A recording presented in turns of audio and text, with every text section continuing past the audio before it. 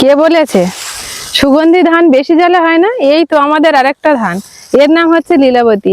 এ তো গোবিন্দভোগ থেকেও খুব ভালো হয়েছে। এটা সুন্দরবনের সুগন্ধি ধান।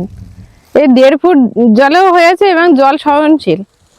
অনেকটা রাধা তিলকের মতো এটা দেখতে, কিন্তু এটা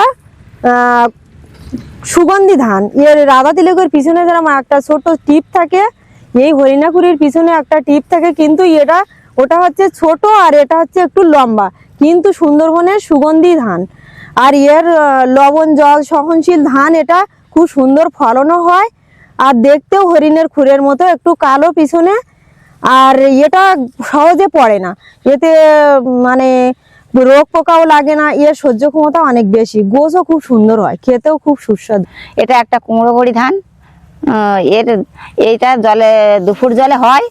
এই ধানটা 1 মাস বয়সের চারা আমরা তুলেছি, তুলে এই ধানটা লাগিয়েছে তোমার সেপ্টেম্বর মাসে লাগাইছি। এখন এই ধান, এই গভীর জলের ধান, এটা এখনো পর্যন্ত সঠিকভাবে দাঁড়িয়ে আছে।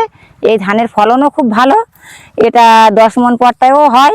আর এই ধানটা আমাদের এখানে রোগ পোকারও কোনো ব্যাপার নেই, আমরা এই ধান চাষ করে ভালো ফসল পাই। এটা কি পড়ে যায়নি তো? ধানটা একদম পড়ে যায়নি, ধানটা খুব ভালো হয় আছে। 2.5 ফুট 2.5 ফুটের মতো চারা। তখন বয়স কত ছিল? বয়স ছিল 1 মাস। 1 মাসের। কে বলে দেরিতে রুলে নাকি ধান হয় না? এই তো আমরা পশ্চিম সিতারকাঠি জনকল্যাণ সংঘের পক্ষ থেকে বায়োডাইভার্সিটি বলাকে গভীর জলে লক্ষ্মী দিগল ধান লাগিয়েছি, কিন্তু এখানে গভীর জল ছিল না, 2 ফুট জল ছিল। অর্থাৎ 1 মাস বয়সের পাতা, তার 2.5 ফুট উচ্চতাও ছিল।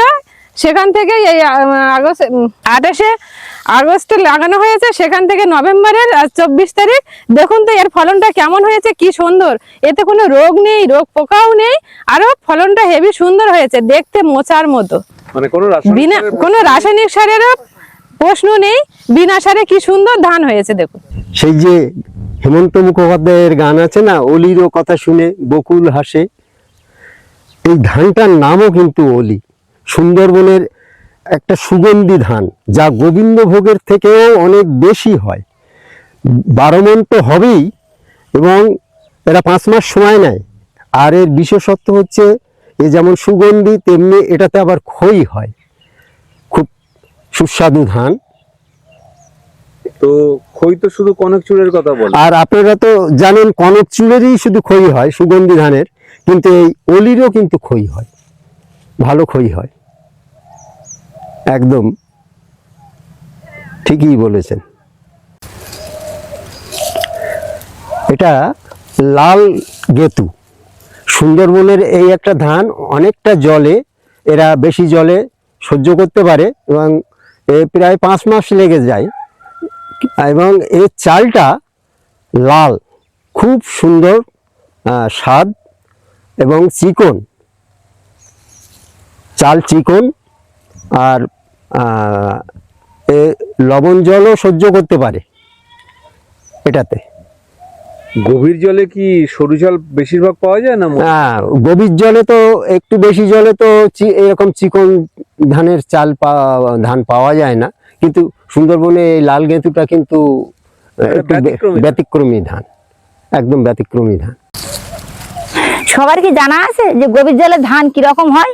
এই দেখুন গভীর জলের ধান, এটা তো 2 ফুট জলে এই ধানটা রোয়া হয়েছে। আর শুধু রোয়া হয় নেই, এখান থেকে সেই রোয়ার পর থেকে 5 দিন জলের তলাটা ডুবেছিল। 5 দিনের পরে তারপরে এই ধানটা জেগেছে। এই ধান এখনো পর্যন্ত সঠিকভাবে সোজা দাঁড়িয়ে আছে।